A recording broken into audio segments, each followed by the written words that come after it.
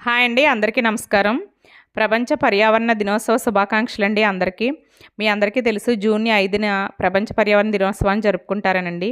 ఇలా మనం శుభాకాంక్షలు తెలుపుకోవడంతోనూ, వాట్సాప్‌లో మెసేజ్‌లు పంపుకోవడంతోనూ మనది అయిపోయినట్టేనండి. అసలు ఈ రోజుని మనకి ఎందుకు పెట్టారంటేనండి, ఈరోజు ముఖ్య ఉద్దేశం పర్యావరణ పరిరక్షణ గురించి మనందరం ఒకళ్ళకొకళ్ళం చర్చించుకుంటామని, మనకి పర్యావరణాన్ని పాడు చేయడం వల్ల మనకి ఎటువంటి ఆరోగ్య సమస్యలొస్తున్నాయి, ఇవన్నీ కూడా మనం చర్చించుకోవాలని, అవగాహన కల్పించుకోవాలని, దానికి ఒక ఇంపార్టెన్స్ ఇవ్వాలని ప్రపంచవ్యాప్తంగా పెట్టారండి. మెసేజ్‌లు పెట్టుకోవడానికి కాదు.